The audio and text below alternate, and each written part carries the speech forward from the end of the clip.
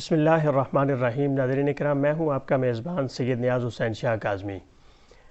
ہمارے کچھ ویورز نے رمضان المبارک شریف کے روزوں کے متعلق سوالات پوچھے، جن میں سے ایک روزے کا لغوی معنی اور شرعی معنی، اور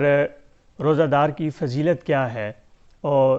رمضان المبارک شریف میں حاملہ خاتون کے روزے کے متعلق سوال، اور فیڈ کرانے والی خواتین کے متعلق سوال تھا۔ تو جواب حاضر خدمت ہیں۔ ناظرین اکرام، روزے کا لغوی معنی ہے کسی چیز سے رکنا، کسی چیز کو ترک کرنا، اور اس کا شرعی معنی ہے مکلف اور بالغ شخص کا ثواب کی نیت سے طلوع فجر سے لے کر غروب آفتاب تک کھانے پینے اور عمل تجویز سے اپنے آپ کو روک کے رکھنا، اور تقوی کے حصول کے لیے اپنے نفس کو تیار کرنا۔ بخاری شریف کی حدیث مبارکہ ہے، حضرت سہل رضی اللہ تعالی عنہ فرماتے ہیں کہ خاتم النبیین صلی اللہ علیہ وآلہ وسلم نے فرمایا، جنت میں ایک دروازہ ہے جس کا نام ریان ہے۔ قیامت کے روز اس دروازے سے روزہ دار داخل ہوں گے، ان کے علاوہ کوئی بھی شخص اس دروازے سے داخل نہیں ہو سکے گا۔ کہا جائے گا روزے دار کہاں ہیں، تو روزے دار کھڑے ہوں گے،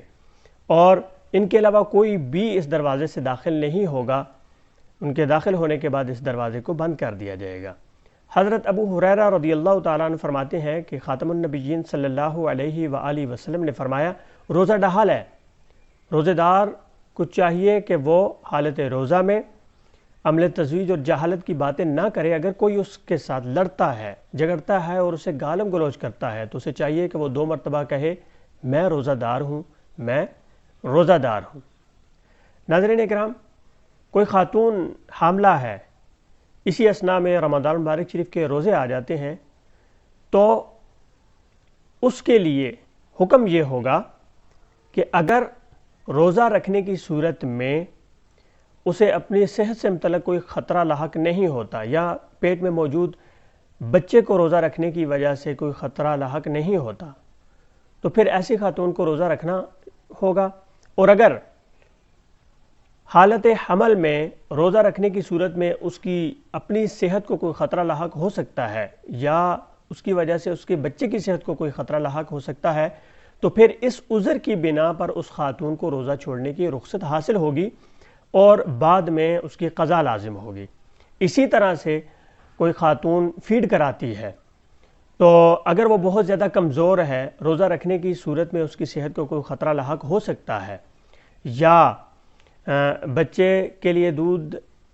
نہیں ہے، یا بہت زیادہ کم ہوتا ہے، تو اس کی وجہ سے بچے کی صحت کو کوئی خطرہ لاحق ہو سکتا ہے، تو پھر ایسی خاتون کو اس عذر کی بنا پر روزہ چھوڑنے کی رخصت حاصل ہوگی، اور بعد میں قضا لازم ہوگی۔ لیکن اگر خاتون روزہ رکھتی ہے اور فیڈ بھی کراتی ہے، تو اس فیڈ کرانے سے اس کی روزے کی صحت پر کوئی اثر نہیں ہوگا، یعنی اس کا روزہ نہیں ٹوٹے گا، روزہ اپنی جگہ پہ برقرار رہے گا، کیونکہ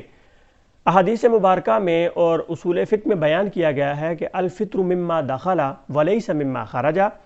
کہ روزہ انسان کے معدے میں کسی چیز کے داخل ہونے کی وجہ سے ٹوٹتا ہے، نہ کہ اس سے خارج ہونے کی وجہ سے۔ تو دودھ ماں کے وجود سے خارج ہوتا ہے، تو اس بنا پر اس کا روزہ جو ہے وہ نہیں ٹوٹے گا، روزہ اپنی جگہ پہ برقرار رہے گا۔ اور حدیث مبارکہ ہے، حضرت انس بن مالک رضی اللہ تعالیٰ عنہ فرماتے ہیں، یہ حدیث مبارکہ ابن ماجہ شریف کی ہے، آپ فرماتے ہیں کہ خاتم النبیین صلی اللہ علیہ وآلہ وسلم نے ایسی خواتین جو کہ پریگننٹ ہیں یا فیڈ کرانے والی ہیں، روزہ رکھنے کی صورت میں اگر ان کو اپنی جان کے تلف ہونے، یا